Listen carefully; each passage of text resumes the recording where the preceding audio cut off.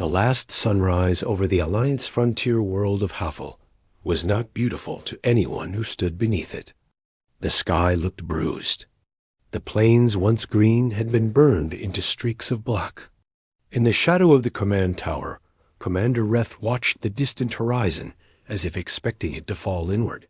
The enemy fleet had already blinked into high orbit. Their bombardments would soon begin. His world had hours. Perhaps Lestat Huffle had been meant to stand as the Alliance's strongest border fortress. Instead, it had become a monument to failure. Entire sectors had fallen to the relentless swarm that the Alliance had never learned to understand. Not a swarm of beasts. A swarm of intelligent machines built to cleanse any biological culture that occupied what they considered strategic territory.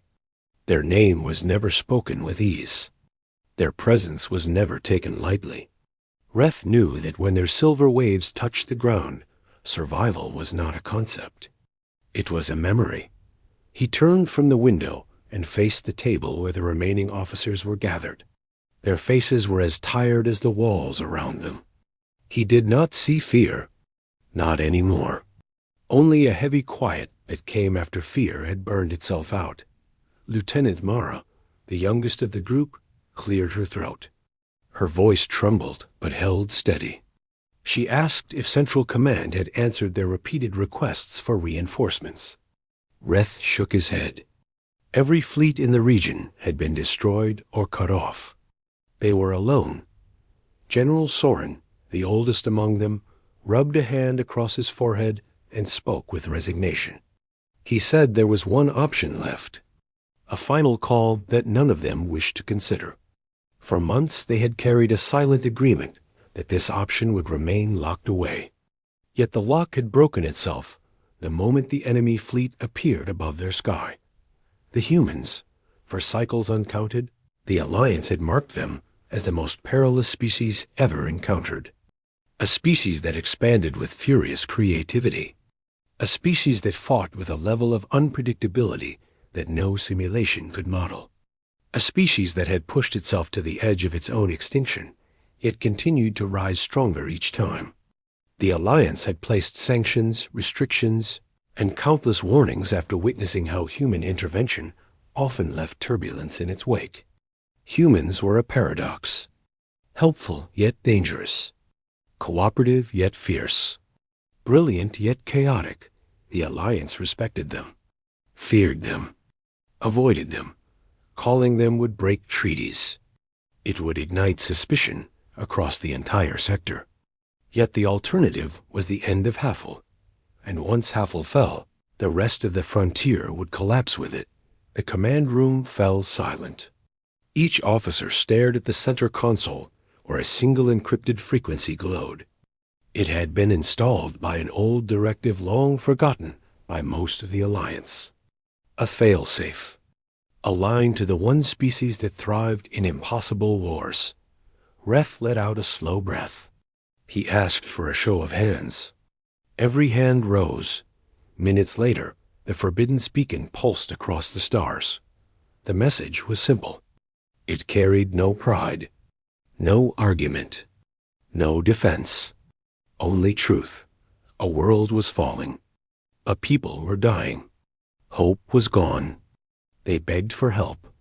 After the message transmitted, the officers waited. The silence felt heavier than armor. Mara asked how long it would take for a reply. Soren answered that no one knew. Humans did not follow predictable schedules. They answered when they wished. Sometimes they answered too fast. Sometimes too late. Sometimes not at all. The tension broke only when the ground shook. Another bombardment had begun from orbit. Reth ordered the civilians to be moved deeper underground. The defensive batteries prepared for their last stand. Everyone knew it would not matter. The enemy tore through fortresses as if they were paper dot an hour passed. Then another. The sky turned darker as firestorms rolled across the horizon. Mara stood by the console watching the silent frequency, her eyes refusing to look away. She whispered that maybe the humans were not coming. Reth wondered the same thing, but he could not bring himself to say it aloud. Suddenly the console flickered. A single line of incoming data appeared. Not a transmission, not a greeting, a coordinate set. A signature code .human. A single sentence followed. We heard you. Nothing more. Reth stared at the message. It felt like a cold wind had blown through the room. Mara asked what it meant. Soren answered before Reth could. He said that humans never wasted words during war. If they said they heard, then they were on their way. 10 minutes later, sensors detected a gravity rupture near the edge of the system. Something massive had arrived without warning. The operator scrambled to identify it. When the readings stabilized, no one spoke for several breaths. A human fleet, not a small one. Not a scouting group. A full war contingent. Human ships were not elegant like Alliance vessels. They were jagged, brutal, built from layers of alloy and reinforced, plating that made them look like predatory beasts carved from metal. Their engines burned with an unnatural intensity. Their weapon arrays glowed like storms waiting to break. Every line of their hulls carried stories of conflicts far older than the Alliance itself. The largest ship broadcast a short message. A human commander introduced himself not with rank, but with purpose. He said they would take control of the battlefield. He ordered Huffle to stand down all defensive lines within the zone of operation. His tone was not commanding through arrogance. It was firm, because time was running out. Reth gave the command. Huffle disarmed its outer defenses.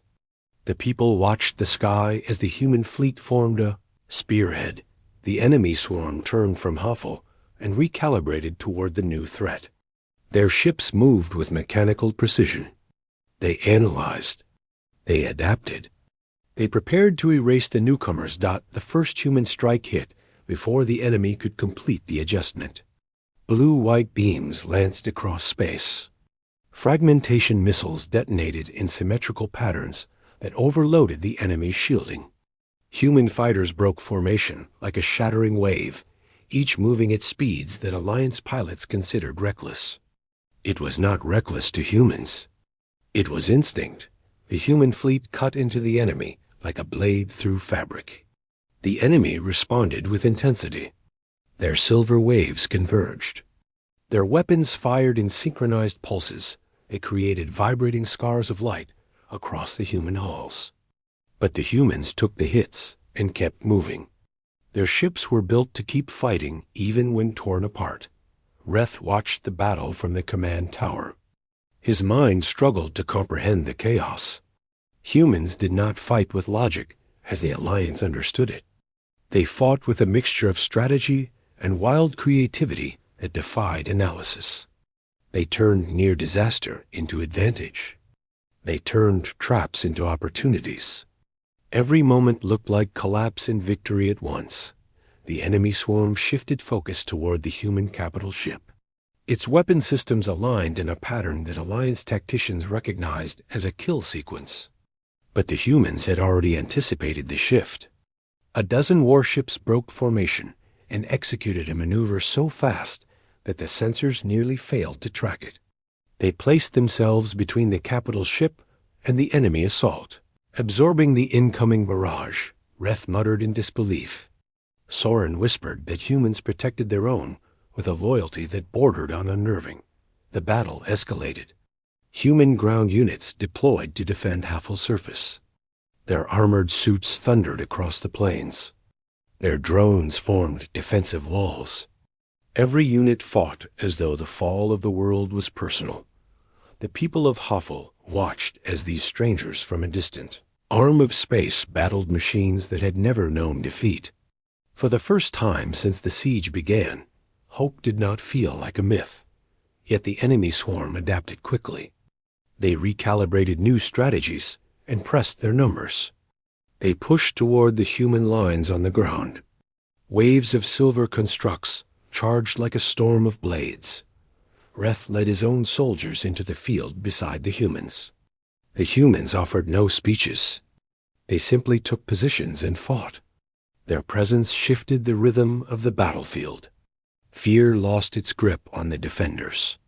Even as the enemy advanced, there was a sense that the tide could be turned. A young human soldier named Ray stood near Reth during the ground assault. His actions were quick and sharp, his aim unerring. Reth had expected a fearsome figure. Instead, Ray looked ordinary, tired, dirty, human. Yet when the enemy constructs charged, Ray charged faster. Reth understood then why the Alliance considered humans perilous. They carried fragility as if it were strength. They carried fear as if it were fire. They carried hope as if it were a weapon. Hours passed. Day faded into the deep red of burning clouds. The front lines surged back and forth. The enemy pressed with relentless force. But the humans refused to yield. When darkness settled, the human capital ship unleashed a final maneuver. Its engines overloaded.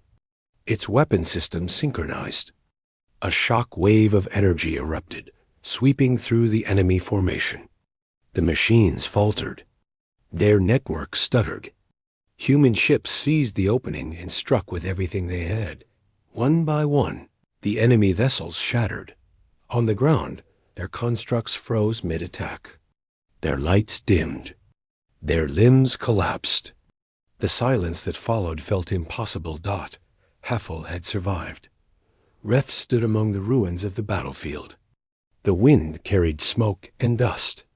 Human soldiers moved among the wounded, offering water and assistance without waiting for thanks. The human commander contacted Reth again. He said the threat was neutralized for now. He said the swarm would not recover quickly. He also said